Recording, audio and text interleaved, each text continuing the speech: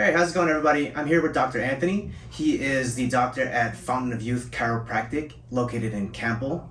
Dr. Anthony, tell us a little bit about yourself and how you practice. How's it going, guys? So I'm a chiropractor here and I specialize in spinal decompression. There's a lot of people talking about spinal decompression and what we exactly do. So we treat spinal disc bulges, spinal disc herniations, spinal stenosis, or spinal disc degeneration, right? And a lot of people will throw around the word sciatica as well. So we do treat all of those things. We treat spinal decompression in a specific way, right? We have these machines here and you're gonna see some videos about it, but how we treat it is by adding an axial decompression onto the spine using a machine, right? Everything is tailored to you and customized to you. So we choose a specific disc level that we're treating. It's set on the machine to a specific angle, a specific weight, depending on the patient, and it applies an axial force on the spine at that specific level. Now it's applied over 25 minutes. We do a 1 minute pull at the top. It relaxes about half the weight for 30 seconds, and then it does that over 25 minutes. So you're gonna get a pumping of the disc. It's gonna help to reduce any disc bulges, right? It's also gonna bring fluid and nutrients back into that disc, right? It's gonna help to rehydrate that disc and actually create a physical change, right?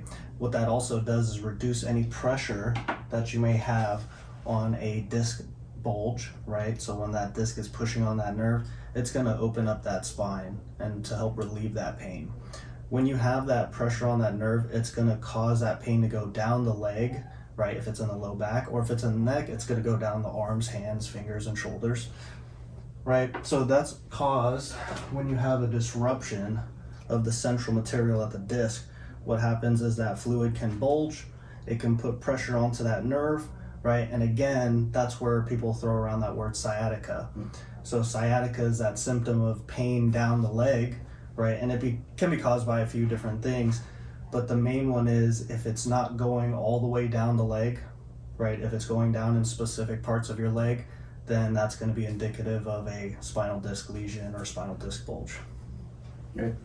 And just to kind of demystify a word that's thrown out there, disc herniation or like a disc bulge, can you just kind of go over what that is exactly and how that happens? Yeah, so a disc bulge actually happens when you have a disruption of the central material, and there's different levels of severity that can occur, right? So a small bulge to a full-blown herniation where the fluid is actually, impinging onto the spine, or you can have little parts floating around, like a word called sequestration, right? So different levels or severities of that disc bulge, but yeah, it's essentially you tear the outside lining, right? Just like a jelly donut, right? If you break the outside of that donut, the fluid's gonna bulge, it's gonna start to leak, and then over the long run, that's when you get a condition called spinal degeneration, right? And that just happens over time where the disc height actually becomes less,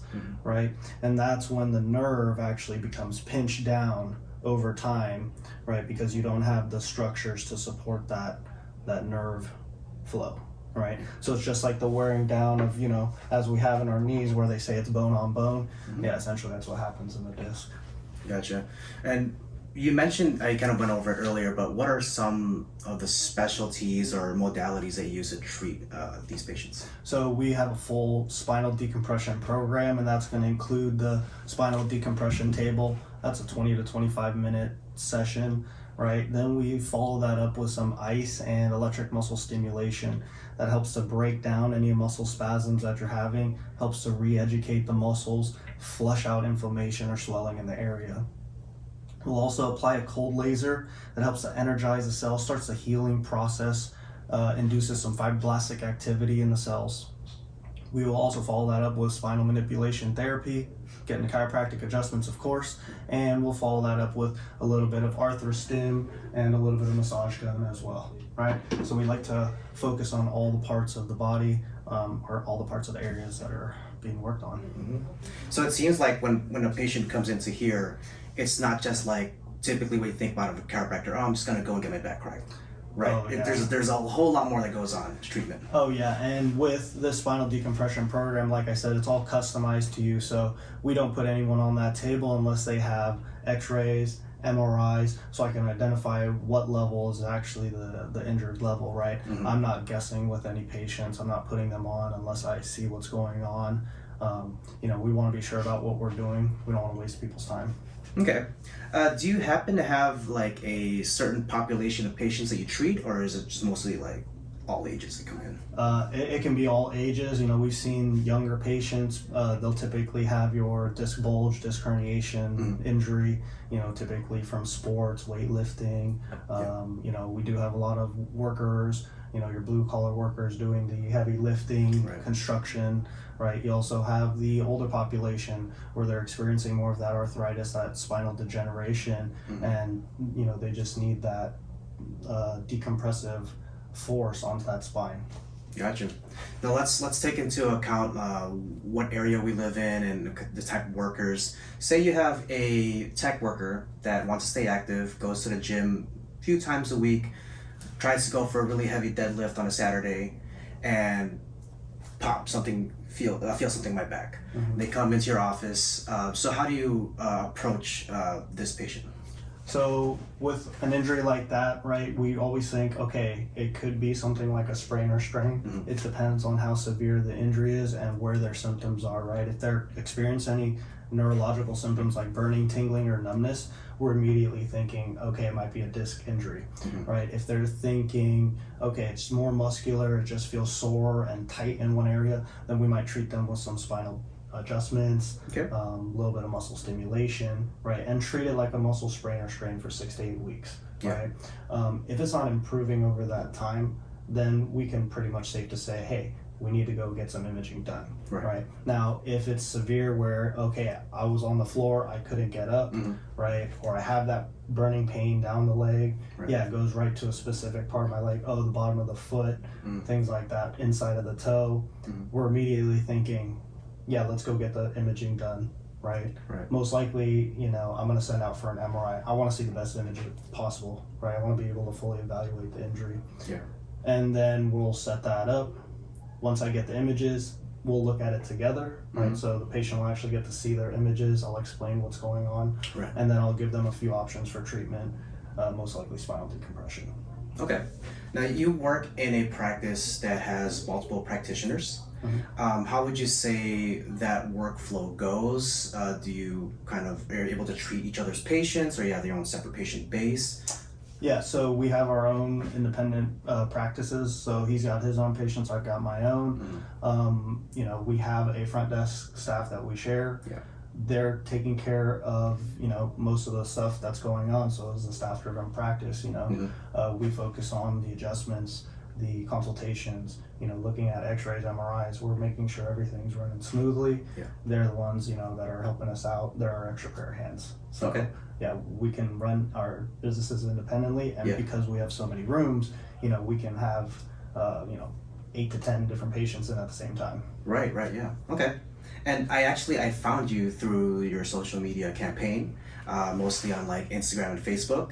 Do you mind shedding some light on how that works? Oh yeah, so digital marketing is going to be key, especially for starting a practice. You really want to get your name out there, and creating a brand name is going to be important. So I pay for digital marketing. I use a marketing company that basically manages all that for me. We pay a management fee and also your ad spend, right? It does help, right? It's going to bring patients in. It's going to give you that visibility, especially to people in your area. It's all targeted to those specific areas that you're looking for. So, if you're interested in doing, a good volume of people, you got to get on your marketing. Especially with digital marketing. It's a new age. Everyone's on their phones. Especially, during that pandemic area. Everyone's just looking at their phones, looking on their computers. Okay. And do you have, let's say, like a 5-year long-term plan of where do you see yourself in the future? Just to keep improving our, facility. Right. We want to get those machines fully booked all the time, Yeah. help as many patients as possible. But yeah, just enjoy life, go on good vacations, Yeah, eat yeah. good food, Definitely. stay fit and healthy. Gotcha. And when it comes to treating patients, do you have a specific mindset or like a philosophy in how you approach patient treatment? So I try to take a conservative approach to it, right, and definitely a holistic approach. I don't want to tell patients go take painkillers and things like that. As much as they can. Let's heal it naturally. Let's do some chiropractic. Let me show you some stretches and exercise to do. I have a personal training and kinesiology background, so I always believe in the mobility, flexibility stuff. Yeah. I do think we need to stay conservative on what we're doing with our patients and not being over the top. My adjustments are relatively light and gentle. I don't think we need to be trying to break people in half to get a crack or a pop. So I take a conservative approach with chiropractic, but if it's spinal decompression, I follow the research on it, and the research has shown that 20 to 24 visits is where you're actually going to create physical changes in the disc. So I believe in a systematic approach where we start out light on that decompression and then increase the weight. We increase the weight about 2 pounds every other visit. Okay. So systematically their body's adapting to that and creating that physical change.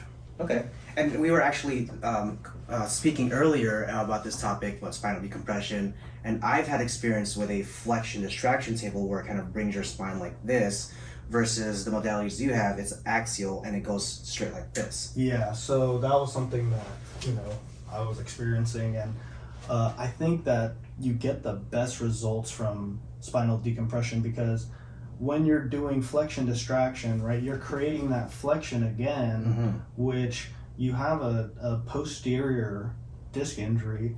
The nerves are all on the back here, right? There's no nerves here in the front. So doing extension's okay, but when you do that flexion, right, you're creating more pressure towards that nerve. Okay. So that's why sitting, bending forward, all of those things are the ones that's causing that flare up or the aggravation of that disc injury. So we create that axial decompression where we're not creating that flexion. Gotcha. Yeah. So to me, flexion distraction wasn't the best option for these specific injuries. Gotcha. Okay. Then our last question for today is, what is chiropractic to you? Well, chiropractic is manipulating or adjusting the spine, right? We are affecting the nervous system, right? Whatever area you're adjusting, you're going to affect the nerves and the muscular system around it. Right. I believe chiropractic is, creating that mobility, bringing back the motion to the restricted joints, right? And I think that's really important that we, focus on that. Yeah. Chiropractic, also includes working on the neuromuscular system, so working on the muscles, showing patients how to be strong, exercise, stretch properly. I think those are all really important things. But chiropractic specifically is, getting a nice adjustment on that spine, slightly moving it. We're not trying to send it all the way to the other side. Just gentle adjustments to create that motion to, back to normal. Great. Appreciate it. Well, thanks for having me come in. No problem. Thank you. Great to have you.